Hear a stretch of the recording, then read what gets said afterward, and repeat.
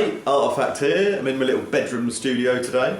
And yesterday I ran like an Instagram story poll asking you to select one of your favourite tracks from my newest EP on Bad Taste Recordings. And you selected Overload by quite a large majority. So what I thought I'd do is have a little look into the project file to help some of you fellow producers out, because I get a lot of DMs and questions asking for tips. So if we just have a look at like this track, I haven't looked at the project file for quite a while, to be honest, so it's kind of new to me as well. But anyway, let's have a little look at it and see if I can teach you anything.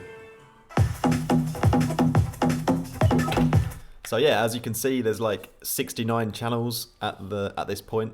It was a lot more before. They've kind of been bounced down and stuff. I've grouped things in a strange way. There's mids, plucks, drums, and subs, which is not really enough groups, in my opinion, but nevertheless. Let's have a look at the sub. So I made the sub in Serum, and then because of CPU shortages, I bounced it out. So we've just got the root of the sub. And then we've got a couple of extra layers to the sub. So there's this new layer and fifth layer. It's just like the high end cut out and then stereoed out using the sample delay. And then there's a fifth, which is just the upper harmonic. And there's this extra sub LFO section, which comes in.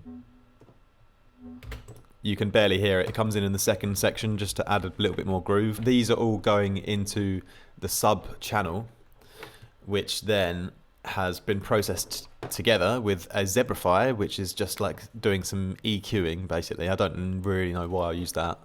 It's not that important. SSL compressor, which is just doing a little bit of gelling together the group. Then the LFO tool, which is quite useful. And what I've done here is I've just automated the volume. It's just a slight amount of volume LFOing to give it a little bit more movement. Let the mix breathe a bit more. Then we've got this SSL EQ, which I've just boosted the low end a little bit, I think, there. Sometimes I'll use it to gain stuff, but yeah. Then, interestingly, this is then going into another group, which is final sub. And on the final sub, then we have just taken out all the side information of the low end, boosted the high a little bit. And then the side chain I've used, which is not what I always use, is the Pro MB on the multi-band. I've just done the low end and I've just whacked that side chain to the kick drum. So that's just dipping out there. On the end is a decapitator, which has been punished to the hell, really ragged a lot, but then, of course, blended it in really subtly, so it's like parallel distortion. That sub is being sent to another channel, which is sub and mid. Has a bit of stereo imaging at the top end and another bit of parallel distortion. Anyway, enough about the sub. Let's have a look at the drums. I love that bit. That's the second section. Quite a nice dope drum beat, in my opinion. I'd normally like have a group for kicks, a group for all the cymbals and high end, and a group for the snares. But for some reason in this, I was a bit messy, as I often am. And we just got it all kind of going into the drum bus with nothing in between. So the kick, I think there's just two kicks, one main kick and one kick layer, which is just a sort of high end stereo organic version of the kick drum. Then we've got all these percussions and hats.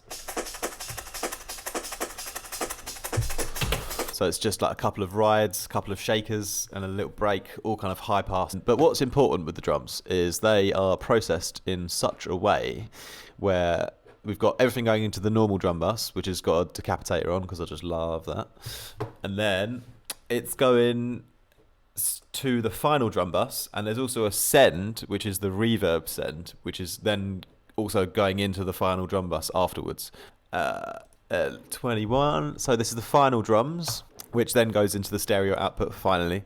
I mentioned before one of my tutorials I really like this MV2 from Waves, because you can boost the low end and it doesn't really mess up the signal too much.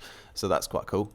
Then some SSL EQ, some Ozone 8 imager just to stereo out the high end. Some more SSL EQ, compressor again to gel it all together a bit. Just subtle settings on that. That was just like sort of done with my ears in the mix. Then I've punished the hell out of it all again, and mixed it in like literally a tiny bit, like 1.5%, so it's parallel distortion again to get a bit more volume. And then on the end is a Saturn, which kind of acts a little bit like a camel fat sometimes, where it like clips the audio. But on the high end, you've got like these two, it's like multi-band, so I would like drive the high end a little bit at first, and then a lot towards the end. Clean tube is a nice setting for that.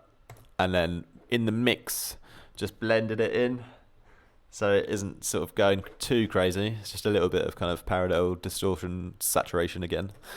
Yeah, that's the drums, mate. Classic overload. I think maybe that's why I called it overload actually, because the project just kept overloading the whole time. So that's all the mids apart from the main pluck sound, and there's 3 parts going on in that mids, which is like a sort of pad layer in the background that's kind of warming up the whole stereo field. And then there's like a little downbeat kind of bass shot, and then there is this kind of bleepy high frequency synth thing that comes in every now and again. And then the plucks, which are here.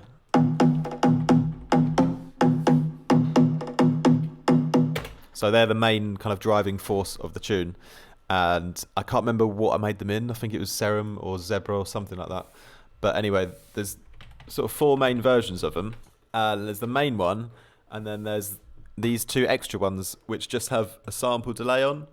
One's delaying the hell out of the right, and then the other one's delaying the hell out of the left. I don't know if this is an effective way, but I've just over stereoized everything as much as possible in that, because it's like the lead sound, so I wanted it to be quite wide. And then the cool part though is this little bit here where it delays. It has a little like delay effect which only comes in at certain points, and that just makes the whole groove a bit more interesting if you like listen out for it. And then yeah, so that's going into the final mids as well. And on the final mids, again, we've got the MV2 to boost the low end, bit of glue compression to gel it all together, some EQing, stereo imaging, more. What's going on in this EQ here? Just low cutting it, so it's not interfering with the sub. And then, yeah, this one is really nice, which is I use for sidechaining the snare. So it's the C6 sidechain from Waves. Sidechain it to your snare, and then you can multi-band sort of affect your snare. And the best way I've found to do it is target the peak sound of your snare, which is somewhere between 250 and 500 or something around there. You have to look on your personal track to see where it is.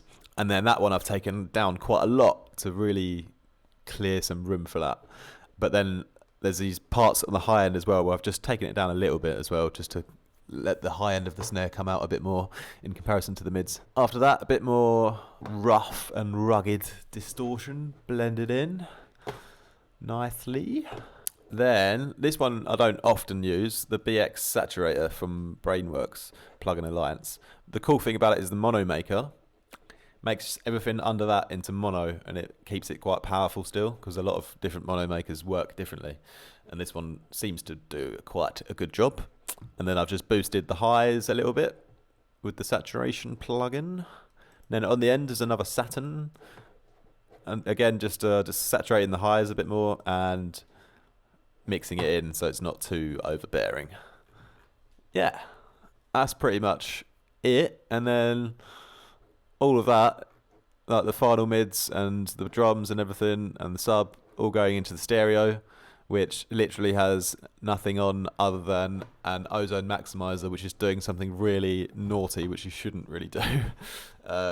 So I don't do this anymore because my mixes have, I think, improved a little bit since I stopped doing this. But I used to, yeah, as I said, I mentioned it in a tutorial before, I used to rag it down like I did in this track. So I've mixed everything into the limiter aggressively to try and get more volume. But you don't actually really have to do that. You can keep this up at 0 and then just sort of really saturate and process all of your individual groups or sounds as well as you can and get them as loud as you can, and then you won't have to do this insane kind of limiting that I've done here. Yeah, I hope that's helped you a little bit in some way. If you've got any more sort of questions or tips, then feel free to send me a message and I'll try to get back to you. And have a great weekend. Ciao, ciao.